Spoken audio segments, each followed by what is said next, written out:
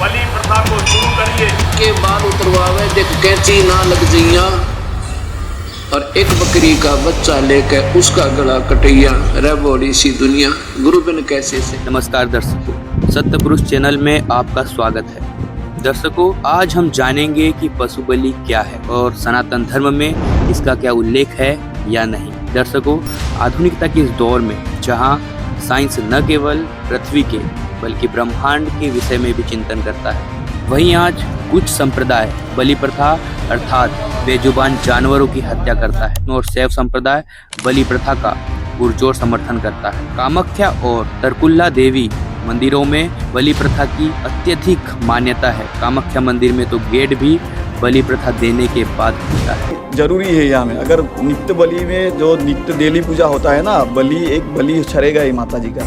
बलि छरने के बाद में मंदिर खुलता है। नॉर्मली जब पूजन होगा, डेली पूजा करके एक बकरा बलि दिया जाएगा। बकरा बलि के बाद में मंदिर खुलता है। जय। दर्शकों, आज हम इस वीडियो के माध्यम से समाज में व्याप्त गलत धारणा का विश्लेषण करेंगे और जानेंगे कि आखिर बलि प्रथा शास्त्रों में वर्णित एक प्रथा है या कुछ लोगों के द्वारा चलाया गया मनमाना आचरण है। यजुर्वेद अध्याय 13 मंत्र 50 में कहा है, उन जैसे बालों वाले बकरी, ऊंट आदि चौपाइयों और पक्षियों आदि 2 पंगों वालों को मत मारो।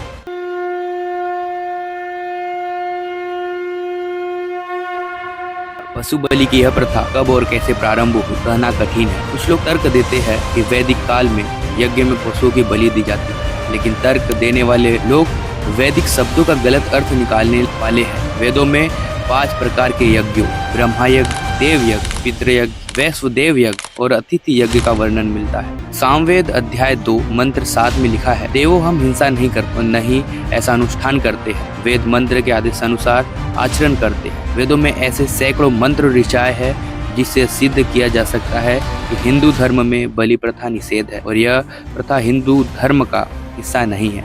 ऋषियों ने, जिन मुनियों ने लाखों साल तक बलि प्रथा को जारी रखा है, क्या वो मूर्ख थे? बलि प्रथा को जारी रखना चाहिए। और एक बात आप ये समझ लीजिए, एक बकरा जिसकी बलि हमारे मंदिरों में होनी थी, अगर हमारे मंदिरों में नहीं भी बलि होगी तो वो और कुछ नहीं करेगा, कहीं जाकर उसकी कुर्बानी हो जाएगी और हमारे बच्चे कमजोर रह जाएंगे। मैं सनातन धर्म के सभी मानने वालों से कहना चाहता हूँ, दुनिया के हर महाकाली के मंदिर में बलि प्रथा को शुरू करिए, बलि प्रथा को शुरू करिए, बलि प्रथा को शुरू करिए। सारी वो भावनाएं जो एक योद्धा के मन को कमजोर कर सकती हैं, हमें उनसे छुटकारा पाना है।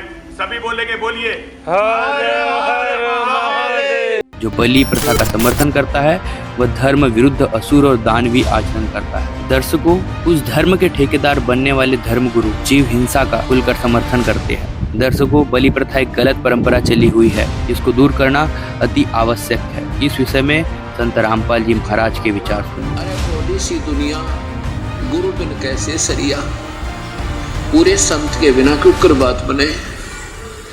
अपने लल्ला के बाल उतरवावे देख कैंची ना लग जइया, और एक बकरी का बच्चा लेके उसका गला कटैया, रे बड़ी सी दुनिया गुरु बिन कैसे सरिया। कहते हैं कि नादान संतों ने, मूर्खों ने इन प्यारी आत्माओं को कहां सीमित कर दिया, शास्त्र विरुद्ध साधना पे। एक बुढ़िया जाती है अपने बच्चे का मुंडन करवाने के लिए, पोते का, और साथ में उस बच्चे की मम्मी पहुंच गई कहां, माता के ऊपर जहां इष्ट स्थान पे। एक बुढ़िया गई गुड़गामे वाली पे, मान लीजिए कोई काली पे, तो वहां जाकर क्या कहते हैं कि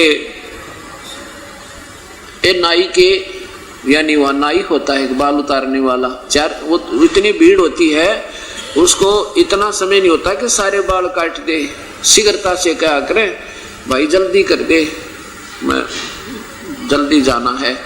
तो वो क्या करता है, 2 कैंची मारता है और इतने बाल पकड़ा देता है बुढ़िया तक, और वो फिर अंदर जाकर कहा माता के दरबार में चढ़ा देते हैं, अपने इष्ट धाम के अंदर मंदिर में। और बाहर 5 रुपये लेगा तो वहाँ मंदिर में 20 रुपये लेता है 2 कैंची लगाने की, क्योंकि उसको पता है कि यहाँ तो ये पक्का फटाफट शीघ्रता का काम है। उसका फिर क्या होता है कि आजकल वहां एक कंट्रैक्ट होने लगा, कंट्रैक्ट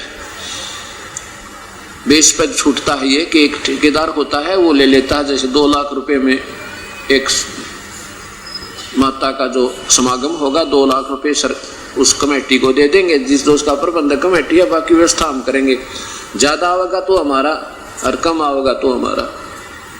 तो फिर ऐसे नहीं बिठाओगे जो बार 5 में काटने थोड़ा 20 लेंगे। तो ऐसे उस क्या करती है, कहते हैं देख भाई नाई के धीरे धीरे काटना,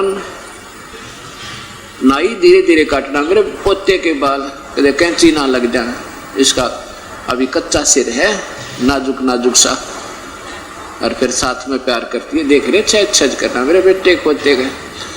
अब फिर कहते हैं एक बकरी का बच्चा लेके आए और उसका गला कटैया रे बड़ी सी दुनिया, अपने बच्चे की खैर के लिए, अपने बच्चे की सुरक्षा के लिए, और दूसरे की गर्दन कटवा देना, ये कौन से सिद्धांत शास्त्र भगवान में लिखा है, भगवान के शास्त्र में लिखा है?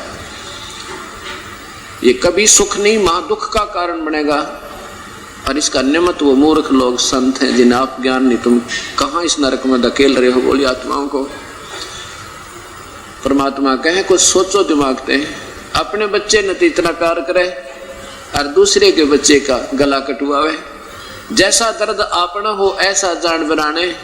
अब जैसे कुत्ते का लठ मार दे, गली में बैठा हो और पीछे को तेरा ठोक देता है, फिर देखे के हाल हो।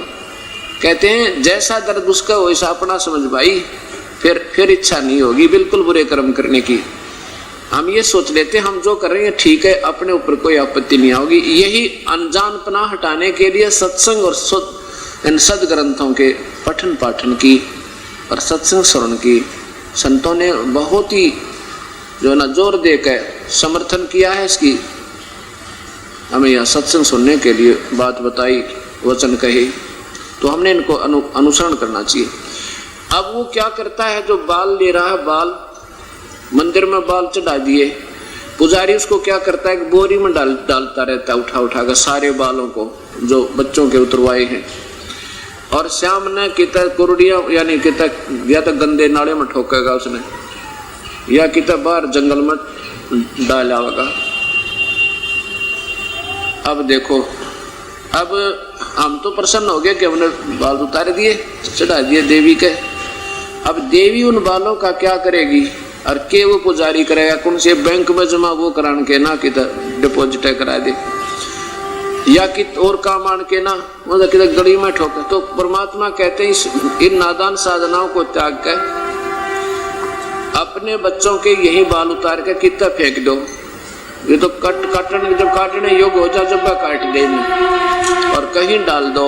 इससे उस बच्चे की सुरक्षा का कोई सहयोग नहीं है, इसमें कोई उसका योगदान नहीं है।